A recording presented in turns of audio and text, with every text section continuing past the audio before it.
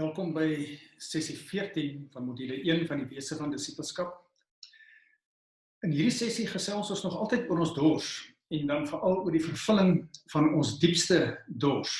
Hoe dit gebeur, hoe God daarin voorsiening gemaak het dat dit kan gebeur. Nou ons kyk eers weer na Johannes 4 vers 1 tot 26.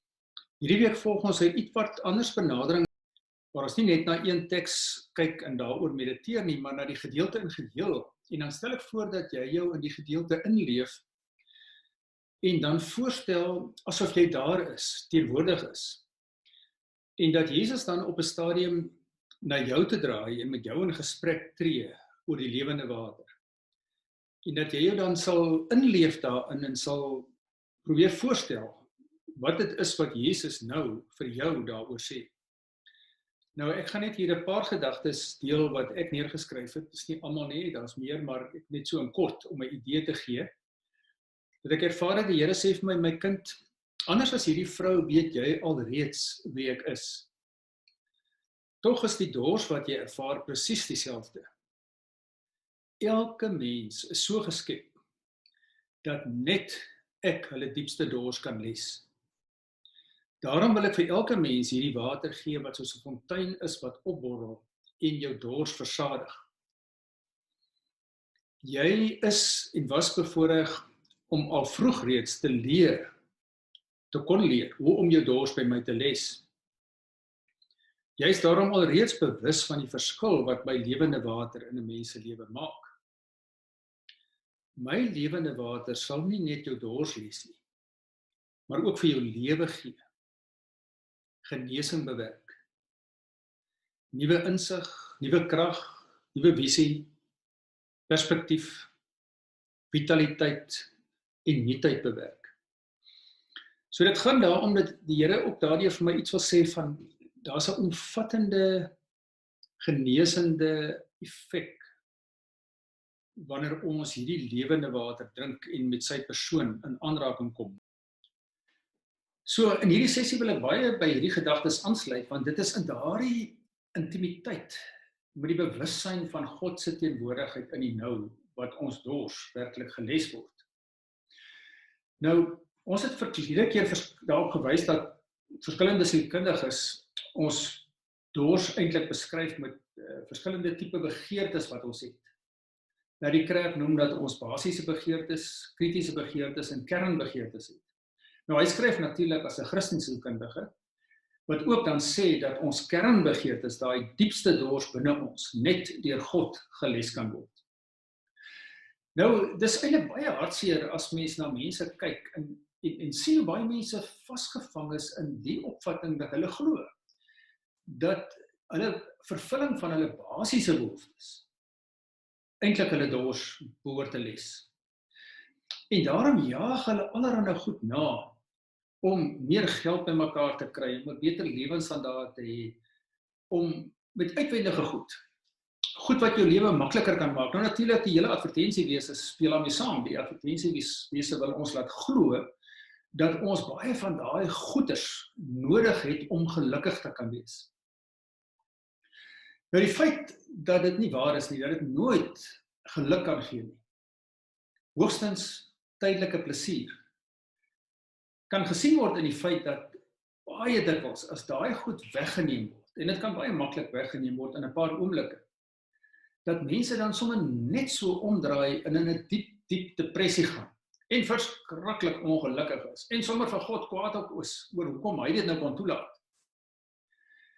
Sien, dis die verskil tussen geluk en plesier. Geluk is baie dieper. Geluk word nie weggeneem as 'n paar uitwendige goed van jou weggeneem word nie. Dit is 'n baie dieper liggende ervaring van vervulling en intimiteit met God, wat nie van uitwendige goed afhanklik is nie. En dis ook hoekom ons sien, selfs met ons kritiese begeertes, daar is dit partykeer nog baie duideliker sigbaar, dat mense so vasgevang is in 'n verhouding deur 'n geliefde, 'n vrou, 'n man, kind of 'n vriendin, waaraan hulle geluk opgehang is. Maar weer, dis nie geluk nie. Dis 'n tydelike ding van bevrediging van my behoeftes, van aanvaarding, om liefgehad te word, om erken te word en dit alles. En die oomblik as dit wegval, dan is hulle verskriklik diep ongelukkig. Nou, ek sê altyd vir die paartjies voor ek hulle trou, dan sê ek, jy weet, die mees onbillike verwagting wat jy van jou lewenskameraad kan hê, is dat hy of sy jou gelukkig moet maak. Want dis onmoontlik. Niemand anders kan jou gelukkig of ongelukkig maak nie. Nie as jy weet wat die bron van geluk is nie. En daardie verwagting sit 'n ongelooflike las op jou lewensmaat, dat hy of sy nou op 'n manier moet lewe wat vir jou gelukkig maak. Nou, dit is 'n ontsaglike tolorde. Jy's nie 'n vry mens dan nie. Dan is jy gebind aan iemand anders se verwagtinge. Jy kan nie meer leef autentiek van uit wie jy is nie. Ek het so baie al gesien mense wat totaal kwaad geslaan is. Ook selfs as hulle geliefde aan die dood afstaan. Dat hulle voel, maar is die einde van die wêreld. Dis alles verby. Hoe gaan ek nou weer funksioneer? Dan sien hulle diepste bron van dors is nooit deur God vervul nie, maar op 'n manier deur iemand wat dit ook maar op 'n onvolmaakte manier gedoen het. En nou het hulle geglo, dit is die manier hoe God vir my sorg, deur hierdie tydelike uitwendige goed. En as dit weggeneem word, dan is hulle baie dikwels vir God kwaad. Dat hulle in hom teleurgestel is. Nou dit hang natuurlik baie saam met 'n opvatting dat God in beheer van alles is. Baie mense wat so glo, kyk, mense sê ons maklik, ons hoef nie bekommerd of besorgd te wees oor dit of dat nie, want God is in beheer. Nou dis natuurlik glad nie die totale waarheid nie. God het nie van ons robotte gemaak nie. God het van ons mense gemaak met 'n keuse wat besluite kan neem waarvan God nie in beheer is nie. Maar anders sou ek mos geen sonde gehad het as God my gedagtes, my keuses, alles beheer het nie. God het ons vryheid gegee en hy is nie in beheer daarvan nie. En so baie van ons seer en teleurstellings kom vanuit swak keuses wat ons self gemaak het.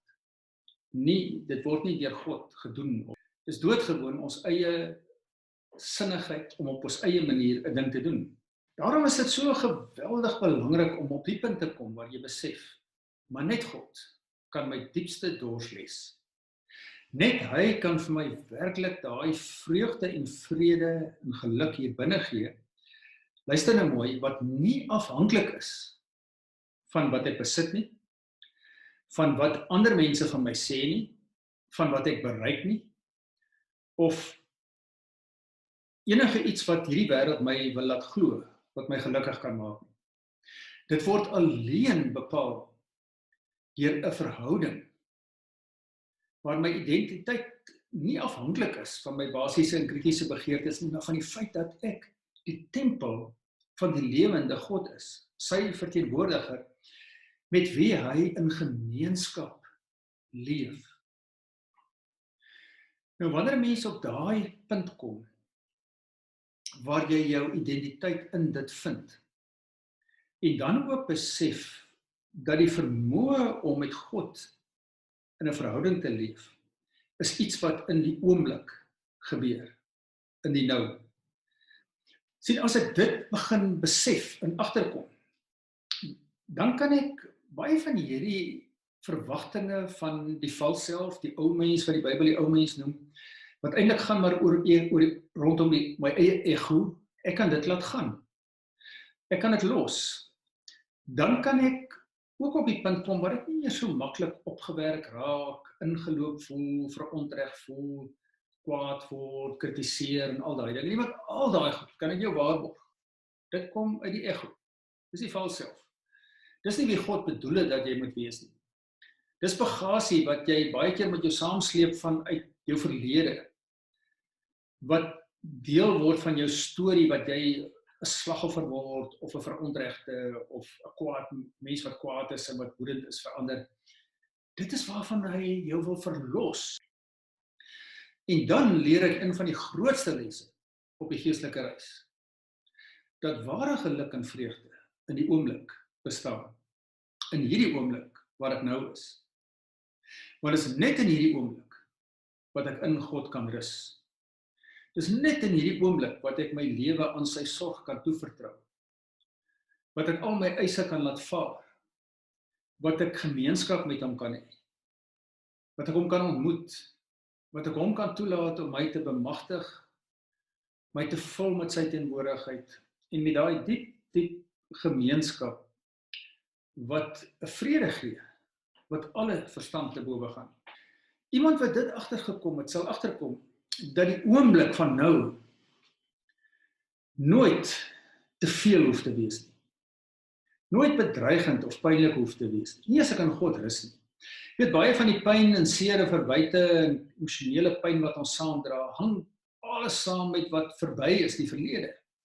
Daaraan kan ek niks nou meer aandoen nie. Maar baie mense kies om dit met hulle saam te sleep.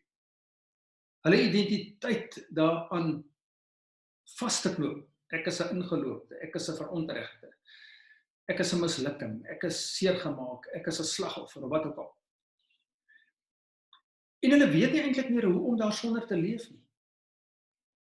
Maar as jy toelaat dat God jou tempel van dit alles reinig en hy word jou metgesel op die reis, dan besef jy, maar hy het gesê, hy het beloof, dat hy jou nie een oomblik alleen sal laat. Dat niks jou van sy liefde kan skei nie. Jy sien, God het nêrens beloof dat hy al ons ongerief, ongemak en goeders wat wat hierdie lewe sleg maak, van ons gaan wegneem, sodat ons plesier kan hê nie. Hy het beloof, ek sal by jou wees. Ek sal jou nie alleen laat nie. Nooit. Jy hoef nie al die goed op jou eie te face nie. Ek is met jou. Dis al wat jy moet hoor. Ek is wat ek is. En God se ek is beteken, hy is dit in die oomblik.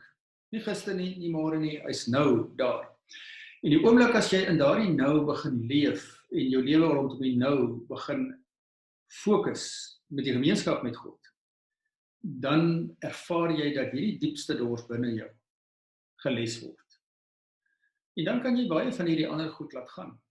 Kan jy 'n nuwe manier van lewe aanleer. Moenie langer tyd mors nie. Moenie aan bagasie vashou nie. Laat hom toe om ook na jou tempel toe te kom, dit skoon te maak, sy woning daar in te neem, as jou metgesel, as die een wat jou nooit alleen laat nie, sodat hy daai diep dors van jou, van dag tot dag, kan les. Baie dankie dat jy weer saam gereis het.